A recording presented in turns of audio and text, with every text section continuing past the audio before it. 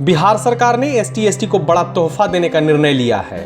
अगर सब कुछ सही रहा तो यह फैसला वैसे ST/SC जो सरकारी जमीन पर अपना आशियाना बनाकर रह रहे हैं, उन्हें वही जमीन सरकार गिफ्ट कर देगी। यानी कि उन्हें कागजी तौर पर उस जमीन का मालिक बना दिया जाएगा। इस तरह का प्रावधान बिहार भूमि सर्वेक्षण की मार्गदर्शिका में किया गया है। इसमें अनुसूचित जाति एवं जनजाति वर्ग के लोगों के लिए राहत की गुंजाइश रखी गई है, जिसका फायदा इस वर्ग के लोगों को मिलेगा।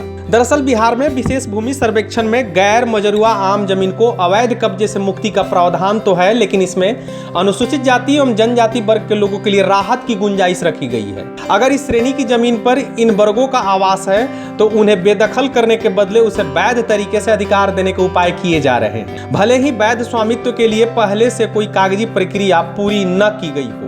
बिहार भूमि सर्वेक्षण की मार्गदर्शिका में इसका प्रावधान किया गया है। इसके लिए सर्वे कर्मी देखेंगे कि गैर मजरूआ जमीन पर कानूनी तौर पर बंदोबस्ती के बिना भी लंबे समय से अनुसूचित जाति, अनुसूचित जनजाति वर्ग के लोगों का आवास है तो उसे रिकॉर्ड में दर्ज किया जाएगा।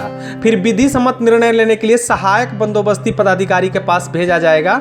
कोशिश यह होगी कि इस जमीन पर आवास बनाने वाला परिवार बेदखल न हो जाए।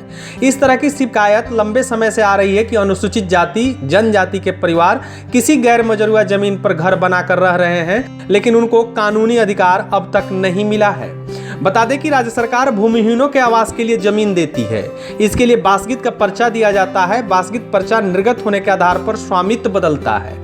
जमाबंदी में पर्चाधारी का नाम दर्ज होता है, लेकिन खतियान से मूल भूस्वामी का नाम कायम रहता है। निर्देश में कहा गया है कि सर्वे के दौरान खतियान में भी बासगीत पर्चाधारी का नाम दर्ज किया जाए। बासगीत पर्चा सिर्फ ग्रामीण क्षेत्रों के लिए जारी किया जाता है।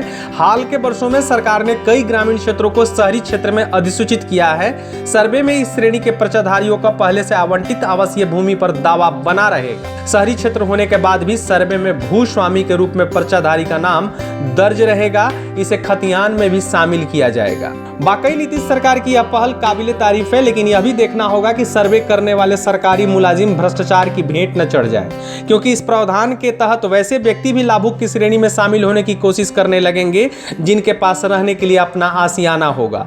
जरूरत है इस प्रावधान को सही तरीके से अमली जमा पहनाने की, ताकि सही आदमी तक इस योजना का लाभ पहुंच सके।